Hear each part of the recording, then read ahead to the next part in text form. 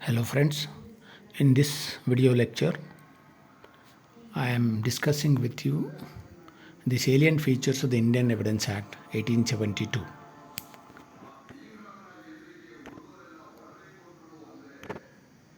The Indian Evidence Act 1872 is a comprehensive enactment containing 167 sections in it. The act is so structured that it contains all the rules pertaining to the proof of facts before the courts of law. The Indian Evidence Act 1872 is drafted on the basis of English common law. ಸ್ನೇಹಿತರೆ, ನಾನು ಈ video ಲೆಕ್ಚರ್ದಲ್ಲಿ ಭಾರತದ ಸಾಕ್ಷ್ಯ ಅಧಿನಿಯಮ 1872ರ ಪ್ರಮುಖ ಲಕ್ಷಣಗಳನ್ನು ಚರ್ಚಿಸ್ತಾ ಇದ್ದೀನಿ. ಈ ಅಧಿನಿಯಮ 167 ಕಲಮುಗಳನ್ನು ಹೊಂದಿದಂಥ ಒಂದು ಸಮಗ್ರವಾದ ಕಾನೂನು ಆಗಿದ್ದು, ನ್ಯಾಯಾಲಯಗಳ ಮುಂದೆ ಘಟನೆಗಳನ್ನು ರುಜುವಾತುಗೊಳಿಸುವ ಅಥವಾ ಹುಸಿಗೊಳಿಸುವಂತಹ ನಿಯಮಗಳನ್ನು ಈ ಅಧಿನಿಯಮ ಹೊಂದಿದೆ. ಈ ಅಧಿನಿಯಮ ಬ್ರಿಟಿಷ್ ಸಾಂಪ್ರದಾಯಿಕ ಕಾನೂನು ಅಥವಾ ಬ್ರಿಟಿಷ್ ನ್ಯಾಯಾಲಯಗಳು ನಿರ್ಮಿಸಿದಂಥ ಕಾನೂನನ್ನು ಅವಲಂಬಿಸಿದೆ ಅಂತ ಹೇಳ್ಬೋದು.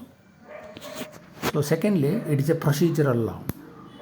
ಇದು ಒಂದು ಪ್ರಕ್ರಿಯಾತ್ಮಕ ಕಾನೂನು. ಪ್ರಕ್ರಿಯಾತ್ಮಕ ಮತ್ತು substantive law, procedural law and substantive law ಅಂತ ನಾವು ಡಿಸ್ಟಿಂಕ್ಷನ್ ಗೊತ್ತು ನಮಗೆ. Substantive law is a law which deals with the rights and liabilities when they arise and when they do not arise. Procedural law deals with the implementation and enforcement of those rights and liabilities. ವಿಷಯಾತ್ಮಕ ಕಾನೂನು ಹಕ್ಕು ಬಾಧ್ಯತೆಗಳು ಹೇಗೆ ಇರುತ್ತವೆ, ಹೇಗೆ ಉದ್ಭವಿಸುತ್ತವೆ ಅಂತ ತಿಳಿಸಿದರೆ, ಪ್ರಕ್ರಿಯಾತ್ಮಕ ಕಾನೂನು ಅಂಥ ಹಕ್ಕು ಬಾಧ್ಯತೆಗಳನ್ನು ಯಾವ ರೀತಿ ಚಲಾವಣೆ ಮಾಡುವುದು, ಯಾವ ರೀತಿ ಅನುಷ್ಠಾನಗೊಳಿಸುವುದು ಅಂತ ಪ್ರಕ್ರಿಯಾತ್ಮಕ ಕಾನೂನು ಹೇಳುತ್ತೆ.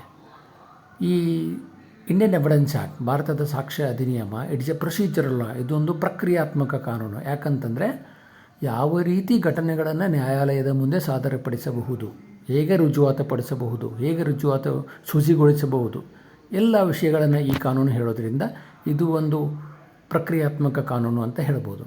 ಆದರೆ ಇದರಲ್ಲಿ ಕೆಲವೊಂದು ವಿಷಯಾತ್ಮಕ ಉಪಬಂಧಗಳಿದೆ. ಅಂದರೆ ಹಕ್ಕುಗಳು ಉದ್ಭವಿಸುವಂಥ ಕೆಲವು ಸೆಕ್ಷನ್ಸ್ ಇದೆ ಇದರಲ್ಲಿ. ಫಾರ್ ಎಕ್ಸಾಂಪಲ್, ವಿಬಂಧ ಸೆಕ್ಷನ್ 116 ಎಸ್ಟಾಪೆಲ್ ಅಂತ ಹೇಳ್ತೀವಿ. ಹಾಗೆ ಕೆಲವೇ ಪ್ರೊವಿಷನ್ಸ್ ಮಾತ್ರ ಸಬ್ಸ್ಟ್ಯಾಂಟಿವ್ ಪ್ರೊವಿಷನ್ಸ್ ಇದೆ. So otherwise it is a procedural law. So this is the structure. Then it's a territorial extent. The Indian Evidence Act is applicable to the whole of India except Jammu and Kashmir ಅಂತ ಇತ್ತು. But after the deletion of article 371, now it extends to the whole of India including the state of Jammu and Kashmir. Fifth thing is that it is not exhaustive statute. ಅಂದರೆ ಇಲ್ಲಿ ಹೇಳಿದಂಥ ನಿಯಮಗಳೇ ಅಂತಿಮ ಅಂತಲ್ಲ, ಇನ್ನೂ ಹೆಚ್ಚಿನ ನಿಯಮಗಳು ಇರಬಹುದು. ಕಾಲಕ್ಕೆ ನ್ಯಾಯಾಲಯಗಳು ಹೊಸ ನಿಯಮಗಳನ್ನು ರೂಪಿಸಿಕೊಡಬಹುದು. ಅದಕ್ಕೆ ಏನು ಹೇಳ್ತಾರೆ ಅಂದರೆ, evidence is a lex fori. Lex fori ಅಂದರೆ law evolved by virtue of the practice ಅಂತ ಹೇಳ್ತೀವಿ. So it is not an exhaustive statute. Sixth feature of this enactment is it is applicable to the judicial proceedings, all judicial proceedings. Judicial proceedings here include the quasi-judicial proceedings also. So it includes, so for all the court proceedings, that is a civil or criminal or quasi-judicial, this enactment is applicable. So ಎಲ್ಲ ರೀತಿಯ ನ್ಯಾಯಾಂಗಿಕ ವಿಚಾರಣೆಗಳಿಗೆ ಅಥವಾ ಕಲಾಪಗಳಿಗೆ ಈ ಅಧಿನಿಯಮ ಅನ್ವಯಿಸುತ್ತೆ ಅಂತ ಹೇಳ್ಬೋದು. 7, ಡಿಸ್ಕ್ರೇಷನ್ of the court, ನ್ಯಾಯಾಲಯದ ವಿವೇಚನಾಧಿಕಾರ ಅಂತ ಹೇಳ್ತೀವಿ. ಈ ಅಧಿನಿಯಮ ಹಲವಾರು ಸಂದರ್ಭದಲ್ಲಿ ನ್ಯಾಯಾಲಯಕ್ಕೆ ವಿವೇಚನಾಧಿಕಾರವನ್ನು ಬಿಟ್ಟುಕೊಡ್ತದೆ.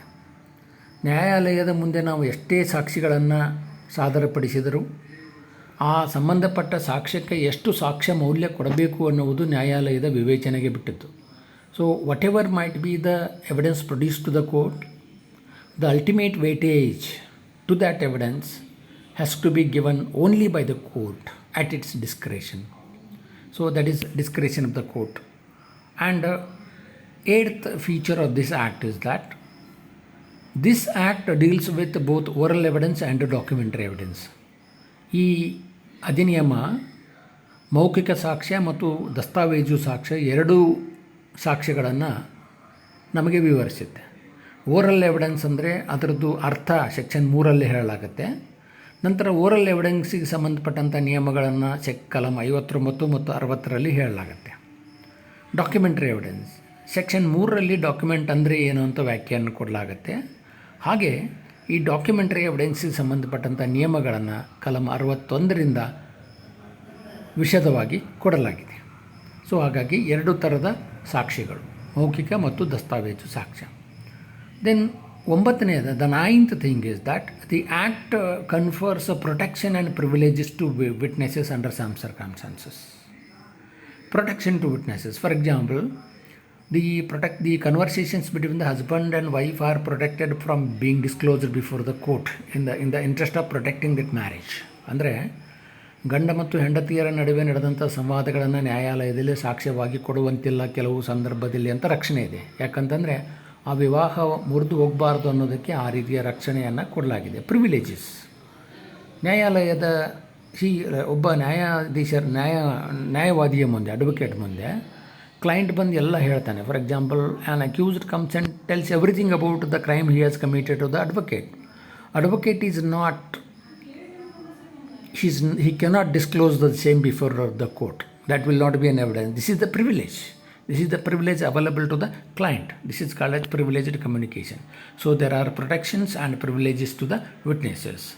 Then, all importantly, we should know that the entire Evidence Act, if it is clearly read and understood, each of the provisions is so drafted that the law intends to have the best evidence before the court.